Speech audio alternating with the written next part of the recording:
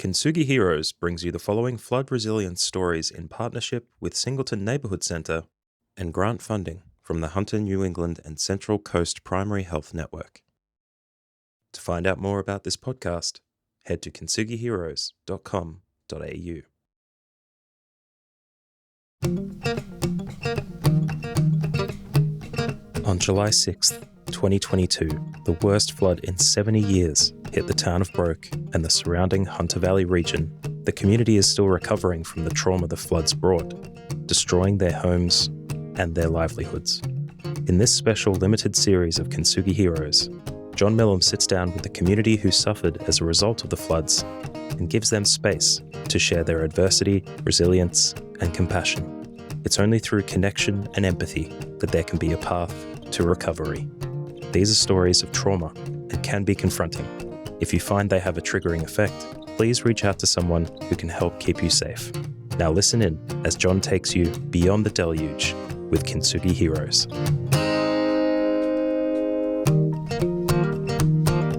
We're back here for a Kintsugi Heroes podcast, and today I am incredibly excited to talk to Tony Hawkins. Tony is a long-time resident of the Wollombi environment up near Broke, and of course today we're talking about the 2022 Broke and Bulga and Wollombi flood. Tony, welcome to Kintsugi Heroes and to our podcast today. Thank you. Thank you for having me.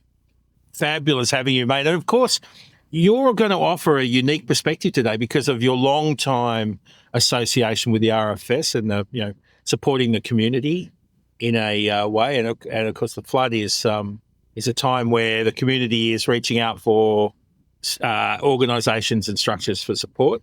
So maybe we start with a little bit of background about how long you've been around that area and your association with the RFS. Yeah, sure. So I've lived here for over 30 years now.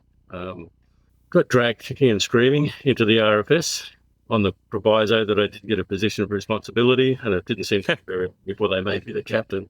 Is that where you were a young bloke, roughneck? Oh, not so much. I just didn't want to be involved with a big organisation, and happy to help out, and did so. Over time, you get dragged into being part of the organisation. Yeah. So Wollombi is an interesting place that it's quite isolated physically. So when things like floods happen, the RFS are the only emergency service in the area. And so RFS get called on to support in floods. So I've done a lot of work over the years. 2007 was a big flood as well, with mostly the recovery. Yeah.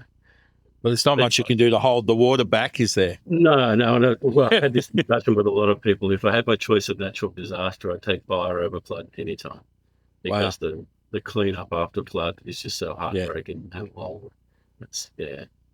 And complete, the water gets everywhere. Yes, and it's quite often it's never the same. It's quite notable in 2022 was the council provided us with a lot of skip bins, and they were just being continually filled with appliances and furnishing.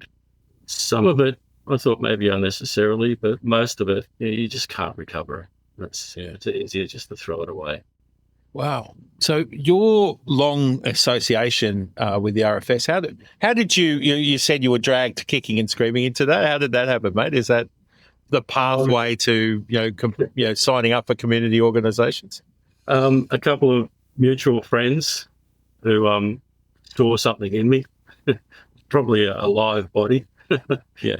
Volunteer organisations always need live bodies. So, especially in the country, yeah. Yes, yeah. So it didn't take long. I found that I enjoyed it, and I found it challenging, and I did start to progress in the brigade. That culminated, like I say, in being made the captain. But I ended up being employed by the RFS as a staff member about 9 years as well. Following that, I left the RFS and now I work for myself in bushfire as a consultant. So you're a bushfire consultant. Unfortunately, there's plenty of work to do in Australia is a good canvas for your work. What's involved in the consultant? Nobody Right. knows what bushfire consultant does. Right. Like I say, nobody knows until they have to build something. And if you build in a bushfire-prone area, you'll need a Right. report from somebody like me to assess the risk and what you need to do for your sufficient accounts. That's not all of the job. The last few years, I've been very involved with training as well. So I'm very proud of an involvement with cultural burning in the Hunter.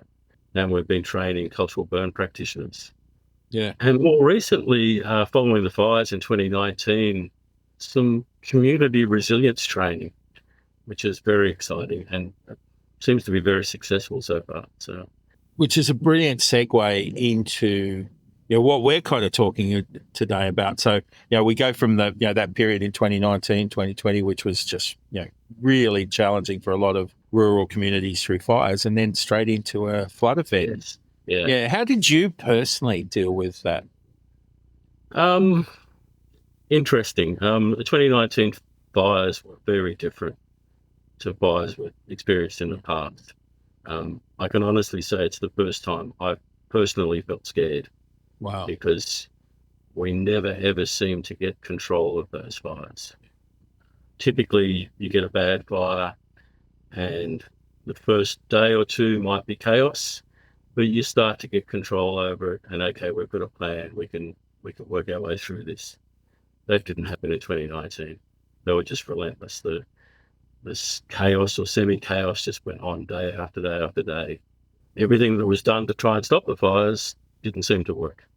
Yeah. So that wasn't good. It probably took a little while to get over that. It certainly had an effect on me since then. I'm a bit like, my place is a bit like a plumber's tap. It's always dripping. I should have done more fire preparation in the past. Now that's very forefront of my mind.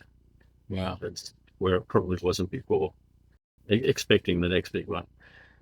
So we went from that, a bit of relief, a couple of small floods, which were almost welcome after having been so dry. Yeah. But then we got a big one in 2022. That, again, was very tense because I know sharing through messages with people, we were watching the flood levels and wondering just how high it would go. We were rapidly approaching the record. We didn't get there, but we were close. Well, that's right. I've talked to a lot of people talk about the impact of that flood in some places. Right? They said the records seemed to be immaterial. At some point, it was just above whatever they could imagine. So. Yes, yeah. I know. I don't have a lot of experience with floods in Broke, but I was quite shocked at what happened in Broke. Yeah, Broke to me was always a place that didn't flood. Yeah, and here we are with water in houses in Broke, and that blew my mind. Yeah. So Tony, you've gone from a fire situation, a terrible one, and a flood. I'm wondering, do you put on your RFS, emergency services response hat, or when it's close to home like that, is there something going on for you personally? Is that the same thing, or how does that feel? So I suppose when I was in the RFS, I felt a responsibility to do what I could, and that's very limited as the flood's coming. I remember in floods gone by before 2022, a few times where I went and warned people who I knew were new to the area and living in areas that would flood. Following the flood, or actually during the flood, there's not much you can do. No. 2007, we played a minor part in organising for people to be rescued. 2022, it was pretty much just a matter of waiting it out until the water went down a bit so we could get in and do things. So as soon as the water level dropped in the village, and particularly at the tavern, then it was all hands on deck, whoever could get there. So the limited number of people who could get there. On a personal level, it's that's an interesting question. You do what you can to help people out. We had a funny situation in 2022, and this might be a little bit controversial, I'm not sure, but there was a disconnect between the official agencies and the community. So we had one member of the RFS who was able to access the fire shed and bring a tanker down into the village. He was told you shouldn't be doing that because you haven't been tasked by the SES to do that. Thankfully, he had the courage and strength of character to say no. There's a job here that needs to be done. Yeah. He did that, and then, and this is not it's not a criticism, but they're just doing their job. When the SES did turn up after a couple of days, they basically told us to stop work because they needed to do a risk assessment before we could do any work. I was like, well, hang on, we've been doing this for 2 or 3 days. If there's any risk, we've found it and mitigated it. So that sort of thing's a little bit frustrating. But that's just the process. That can't be helped. Yeah, personally, you do what you can do to help. We had people that weren't on the official list for assistance. So you ignore the official agencies and just go and help them. I was very fortunate that a friend of mine had left his bobcat with me for safekeeping. After I'd done about 3 days of work helping people with that, cleaning up mess, like mattresses were the big thing. The skips that they sent us had massive skips with like 12-foot sides. There's no way in the world anyone could throw a wet mattress. So bobcat was fantastic in that sort of situation. And I did ask his permission after I finished using it. Yeah. It's easier to ask afterwards. Yeah. So, that's what you do. You just kick in and help. And I think the most amazing thing is I don't know of anyone who refused to help. Yeah. Everyone in the community who could pitched in with whatever way they could. And that includes people that may not have been friends before. Yeah, all differences are put aside. And you just get in and do it because there's a job to be done. I love hearing those stories. I'm just interested too because when you were sharing your post 2019 fire thoughts, you talked about how you were impacted by that. I could see that there's still impact, right? And that I imagine that impact is peace of mind. It's sort of psycho-emotional. How did this 2022 event, did that sort of worsen that, or did it change it, or? I don't think it changed it because it was a different feeling. The floods have a different impact, I think, with the exception of 2007, which took us all by surprise. That flood came up very quickly and impacted us very quickly overnight as well. So we woke up in the morning to instant flood. That was a bit of a shock. But generally the floods around here, it's coming. Yeah. And you can prepare for it. And you also know there's not much you can do about it. No. Whereas a fire, it's also coming, the bigger fires, but you can prepare for it and you can do things. So you can be busy and take your mind off any stress and worry, I suppose. Did the 2022 flood exacerbate that? I don't think so. I was pleased to see that the efforts towards building community resilience seem to be increasing. Again, not a criticism, but we're not very good at an agency level at building that community resilience. The 2019 floods, there were a few policy and operational decisions that were a bit controversial, and I've pushed for a discussion since then about that, and it hasn't happened. Yeah. Mostly because I'd like to know if next time, is that going to happen again? So we know how to be prepared for that. Things are getting better. Yeah. At the same time, I mentioned the project up in the Blue Mountains that I've been working on. The community's getting better organised. Yeah. Becoming resilient themselves. That's so interesting. You mentioned the community resilience and that happening, and how, and then you talked about friends and people stepping up. Is that possible that there's a sense of benefit from something as bad as a flood like this one? Oh, certainly. And I don't know where that comes from, the desire to help. For me, the tavern is a place I go very occasionally. I'm not a regular there. But what I could recognise is that until the tavern and the village got cleaned up, we weren't ready to start having people come back into the area. Yeah. And businesses in town rely on people coming in from outside. If the tavern and the shops and the cafes take a big hit, that's going to impact all of us, because if we lose those businesses, we're going to lose the town, basically. If you haven't got those attractions, Yeah. And I've seen it happen in other towns around the place. Where things just dwindle away. The school closes, the post office closes, the local shop closes, the pub closes, usually the last one, and that's it. Ghost town. Yeah. So I feel I recognise that need. And plus, it's just helping out people in the community. The people who own the tavern at the time are my neighbours. I know them. They're good people. You go and help them. How could you live with yourself if you didn't? Well, that's a great thing about the choices you made to serve your community. So you sounded almost like, a surprised, pleased kind of attitude that so many people reached out. Did that surprise you? No, because that's how Wollombi is. That's the same thing happened in 2019.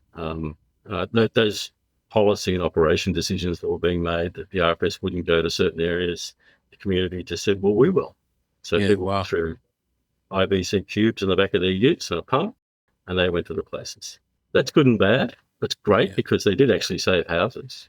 It worries me that a lot of the people were putting themselves at risk. But I think that concern is being addressed now.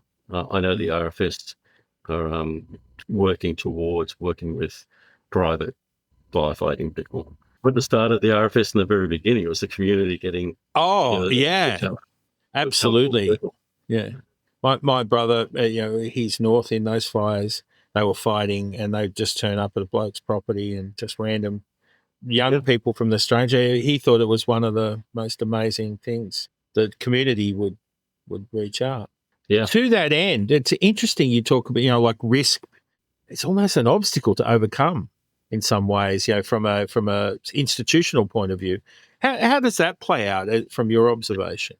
It's interesting. So I had a friend down in Braidwood in 2019, and they were struggling for help within the RFS. They just didn't have enough people, and they were literally burning them out. So I went down for a week to give him a hand with the RFS. And what I got to see was an area where this connection between the RFS and the private people, the farmers and all of that, really worked really well. They worked together. They organised their communication so they could talk to each other. They did actually talk to each other and tell each other what they were doing or where they were. That was ideal. I know that's happened in other places like Kangaroo Island. Very similar experience over there. But that's not universal across the state. That's what I think the RFS are trying to work towards. So the only way you can mitigate the risk is to make sure people have got half-decent equipment is one thing, I suppose, but also that they communicate, that the RFS know where everybody is, or at least an idea, so that you don't do something that might endanger those private guys. It's happening. It's a process. And like I say, we're going back, reinventing the wheel. We're coming back full circle to where the RFS started, which amuses and delights me. Yeah, that's great. I certainly agree.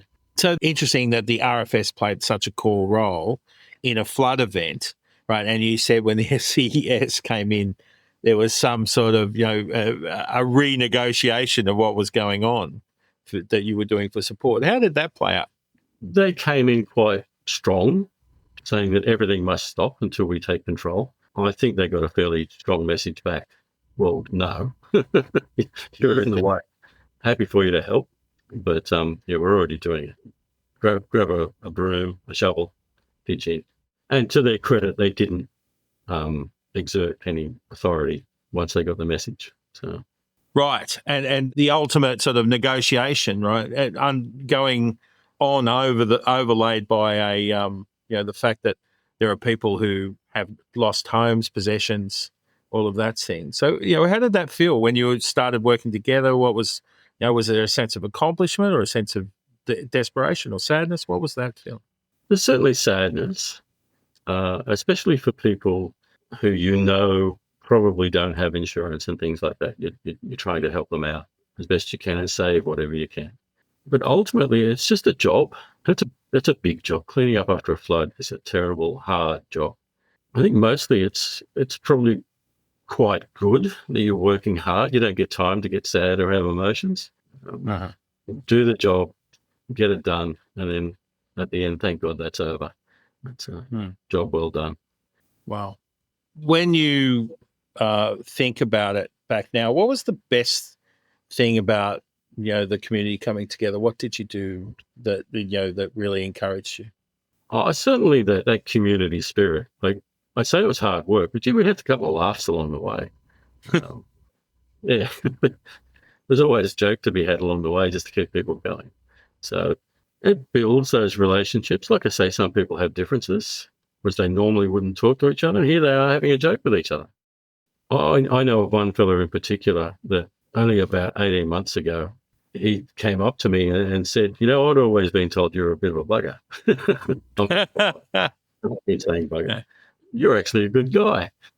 And gee, they made me pleased. That, he'd had a wrong impression of me. And then after seeing the way I'd helped out during the floods, it changed his opinion of me. And probably my opinion of other people has probably changed too. What is it about that sort of situation that makes that happen? Yeah, that's an interesting question. I know during the bushfires, we had a communication network between us and we call it the mosquito fleet. I don't know whether you've heard that term before. I think it came from World War II, and it was a collection of misfit ships and boats.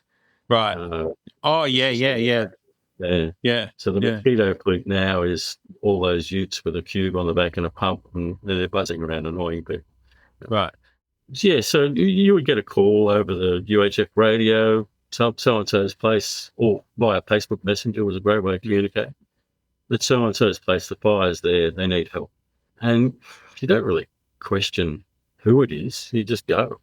Then when you turn up at someone's place and they're not expecting you to turn up and you get they get a shock and you get a nice reaction. That's quite gratifying. I don't know that we're talking about hatred or anything like that, but I think sometimes people get an impression of people and who they are without knowing them. Yeah. And when something happens like that, where they just turn up and help without being asked, that changes people's opinions. That's nice, isn't it? Yeah. How do you feel about your community after all of these events? Good. Yeah, very good. And knowing that when the chips are down, that people will chip in to help. That's great.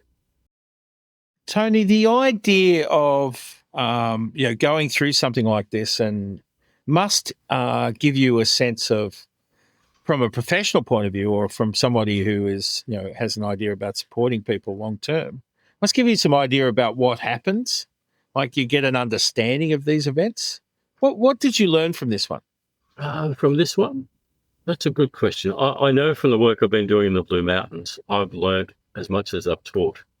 There have been weekend events and 3-hour drive on the way home, and I come home from those usually quite excited and just amazed at the stories I've heard. And the initial plan was to talk at people and tell them how to prepare their homes and work out their plans. But what happened and wasn't expected was we were unwittingly giving people the opportunity to talk. And I think for a lot of them, it's the first time they've been sort of given that permission to just tell their story, let it all out. Yeah. And some of the story has been quite amazing. It's heartbreaking. Yeah. And you can physically see and hear the emotion that's being let out. That's great. With the floods here, I don't know that that's happened so much.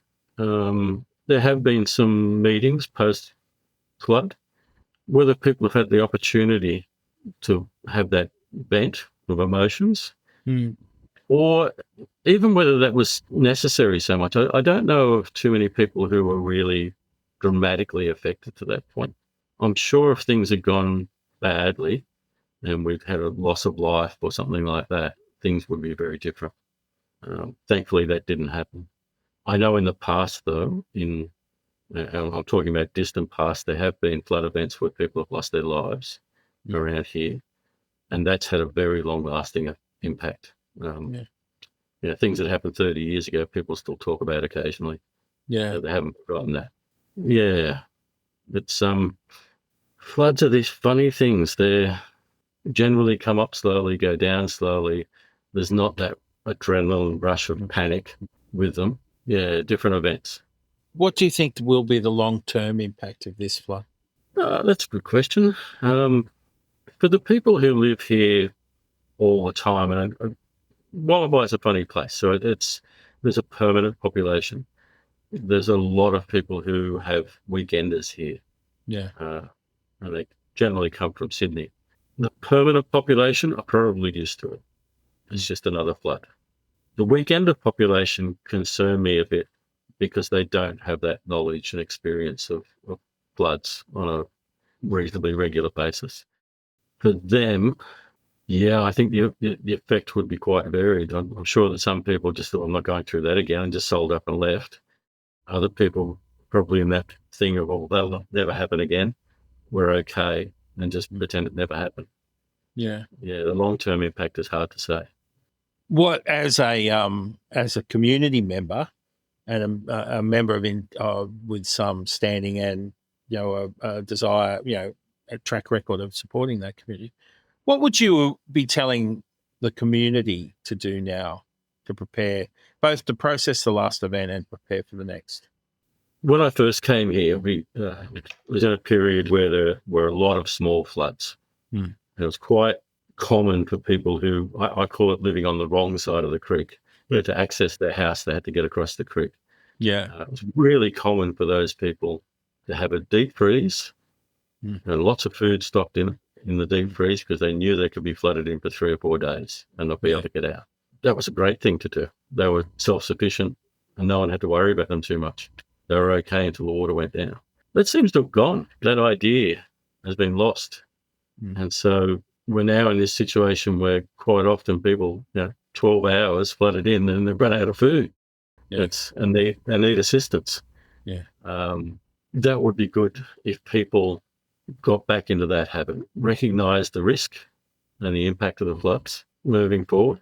People moving into the area, I would love it if they talk to their old-time neighbours about what's happened in the past. I'd like to think that happens, but I'm pretty sure at the same time it doesn't always happen. No. Be inspired to organise a around the fire night, share the wisdoms of the local legends. Yeah, look, unfortunately, we're losing that experience. The old timers, and not that I'm that young, but I mean the real old timers. Yeah. We're losing them, and that experience is disappearing. So it's interesting that you were involved in capturing and handing on some of the cultural understanding around fire management.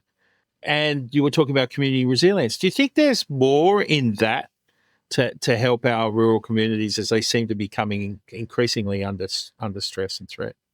Oh, certainly. I've been to university and have a master's degree. I learned a lot through that. But just as much as that, I've had great mentors who have taught me things. And learning from them is so valuable. We've lost a couple of them before I got a chance to drag all their knowledge out of them, which is incredibly disappointing. Yeah. That knowledge is it's so important. And there is a link to the cultural burning stuff that we've got a local here who for a long time was just known as the local arsonist. He would just light up whatever he felt like and whenever he felt like and didn't tell anyone. He was the bane of the RFS's life. I spoke to him about 6 months ago and we had a bit of a chat and I was asking him, because over time I'd realised he actually knew what he was doing. And he was doing things, burning in a way that was very similar to the cultural burning, traditional techniques. So I had a chat with him and I said, who taught you how to burn? And he said, oh, my father. Well, who taught him? Oh, my grandfather. Okay. Where did he learn? So, I know he was the first one here. Did you have many Aboriginal men working on the farm? Oh, yeah. There were. Oh, wow. Grandfather, yeah. Do you think that they might have taught your grandfather how to burn? Well, yeah, they might have. Yeah. And it all comes together. Those techniques were passed down. But again, it's those mentors. If you haven't got them, passing on the knowledge, whether it be cultural knowledge or Western knowledge.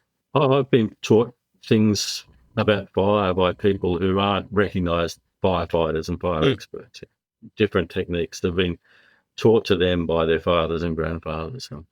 fantastic, Yeah. fantastic ways to do things. I tried them and they work. Yeah, wow. That's great. It's interesting too, because talking to people in this area around the flood experience, some of the individuals talked about things that were done some time ago that seemed to have an impact on mitigating flood outcomes.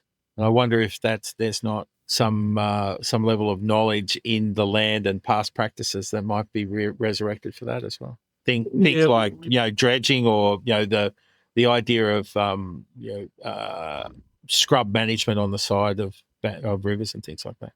The Wollombi Brook's a very interesting river system. It's I've got a book down in the house. It was written by a couple of people from Newcastle Uni about 20, 25 years ago about the Wollombi Brook. And one thing that stood out in that for me was a scientific explanation of how the flooding works. And Wow. don't quote me on this, but it was to do with the maximum flood level. So the 1 in 100 year flood level and the 1 in 500 year flood level. And the 500 year flood level is about 2 or 3 times the 1 in 100 year flood level, except for 2 places in the world. And that's the Wollombi Brook and a river in China, where it's about 12 times. Wow. So it's a massive catchment that goes into very small river systems. Yeah. Right. So when we get floods, we really get floods.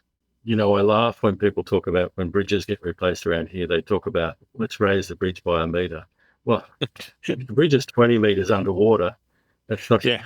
to me, it's not going to make any difference. Yeah. So there's not much to mitigate floods around here. When we get them, we really, really do get them. Yeah, wow. They come fast and they're very deep. Mitigating it, we need to learn the lessons of the past. The Catholic Church in Wollombi, I think it's the second oldest Catholic church in Australia. Wow. It was originally built down on the banks of the creek in about 1830, 40, 50, somewhere around there. One big flood, and they realised they'd made a mistake. They pulled the whole thing apart and re-erected it further up on the hill. So many times we haven't learned that lesson. Don't build down in the floodplain.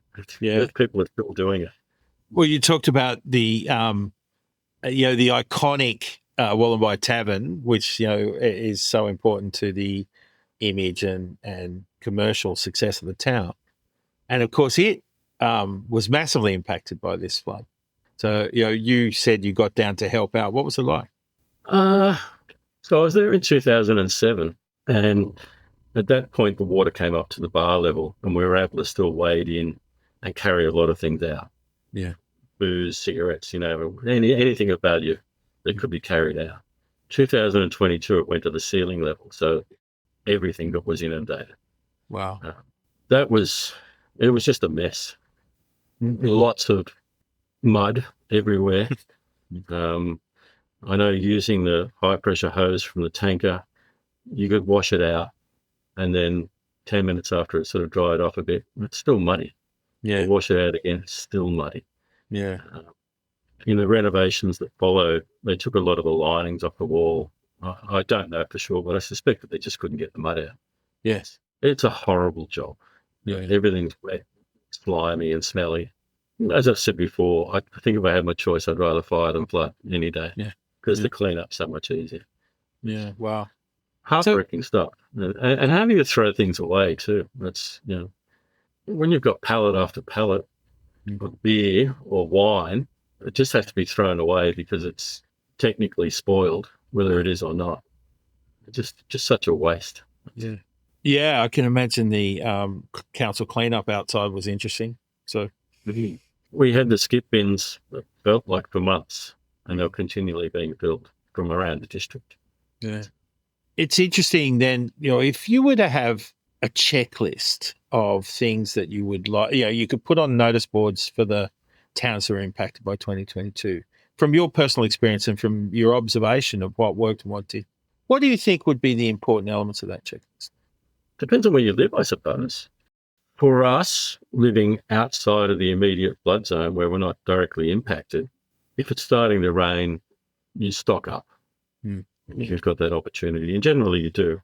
Down in the village, places like that where there's a good chance it's going under, people start moving things, which I can relate to. I was born in Maitland, and my parents and grandparents went through the floods there. I know that was always a thing of moving furniture and things higher when there was an impending flood. Yeah. The checklist, I'm not sure that there's so much a checklist, but there's more about awareness. One of the big things that assisted us in 2022 was, prior to 2022, the Bureau of Meteorology installed river gauges. Yeah. So we could check the water levels. That made a huge difference because you could monitor from home and discuss with your neighbours where the water was rising and how fast it was rising. If you're going to make a checklist, the top of it would be keep an eye on those gauges and understand how they work. Yeah. I've heard that some people talk about the gauges too. How important, like that brings up the thought, what would you, like if you've got a checklist for your community, that's great. What would you advise the organisation, people trying to improve from a systemic response level? What do you think were the important lessons from that? For floods, I don't think there's much you can do prior and during the flood. It's just really not possible. Yeah. You can't stop the flood. I mean, you have to ride it out. Make sure people are safe and aware. So warnings are about the only thing you can do. The post-flood recovery is the thing. Assistance with the cleanup, not that I had any complaints with it, but that's probably the most important thing. For those areas where people are impacted mentally or physically, I think they need that opportunity to talk. It may well be that nobody needs to talk, but you need to give them that opportunity to vent whatever they're feeling. Wow. That's something we don't do very well. No, and it's interesting. The Kintsugi Heroes program is about helping the community find ways to talk. So I'm glad that you think that's worthwhile. I can understand why the agencies don't do it. Why would you put yourself up in front of a town meeting where you're going to be attacked? Yeah. Possibly, but you have to do it. Yeah. You just got to, that's part of the job. You've got to wear that. If people are angry, let them be angry. Let them get it out. Yeah. Which brings up my curiosity. How do you think the area is doing? Obviously, it's made up of individuals, and people have different stories and different. They had different levels of impact from the floods. But how do you think the area is doing? I think it bounced back pretty well from floods. Yeah. Get in, clean it up, and move on. That's coming from an area that's used to floods, though. I'm not sure you'd have the same thing in Broke and places like that. Yeah. Where they're not so used to it. Yeah, for places that aren't used to it, it must come as an awful shock because you're just not prepared for it. That's never going to happen. Why should I even think about it? And now just a personal question. You've been involved in a lot of stressful situations and you've seen loss both personally and then, when the community itself is calling on your wisdom. How do you advise them to let go and to keep moving on? It's just encouragement. I think the experience of up in the Blue Mountains following the fires, it's encouraging people to take matters into their own hands. If they're not satisfied with the response they're getting and the assistance they're getting, go and do it for yourself. And it's exactly what's happened up in the Blue Mountains. Not instigated by me. They'd already made the decision to do that. Mm. And the results are spectacular. Yeah, terrific. Well, that makes a lot of sense to me. You don't get anything by sitting back and complaining. Take the bull by the horns. Yeah, and I think, maybe a pathway to resilience through that sort of the engagement on a local level. Yeah, I think it's all about taking a positive rather than a negative attitude to it following the event. Rather than complain about what's happened, which is very negative, take a positive attitude. What can we do? What can we learn from it? What can we do for the future? Terrific advice, mate, and a terrific place to pull stumps on what is such an informative and enlightening discussion, mate. Thank you. First of all, I want to thank you for your continued contribution to the community. I know you probably don't feel like you need that, but from looking from as an outsider, right? I love the way the communities come together and the stories of helping each other, and I really appreciate you sharing that stuff with us today. And I wish you well for all of the events that come up in the future. For next time. For next time, because we kind of know there's going to be a next time of some variety. Yeah. That's awesome, Tony. Thank you so much, mate. No, thank you. Thank you very much. Thank you for listening to this week's episode of Beyond the Deluge about the 2022 floods in Broke and the Hunter Valley. If anything in this conversation has had a triggering effect, please seek support and find someone who can help keep you safe. Please share the show to your friends, family, and colleagues so we can help more people with their recovery from natural disaster. If you'd like to find out more about Kintsugi Heroes and our other podcasts, please head to kintsugiheroes.com.au. Our theme song was provided by Colin Lilly. Thanks to Matthew Bliss for editing and production, and to John Millam for hosting the conversations. And most of all, thank you to the community of Broke and the Hunter Valley for sharing their lived experience with us. We'll see you next week in Beyond the Deluge.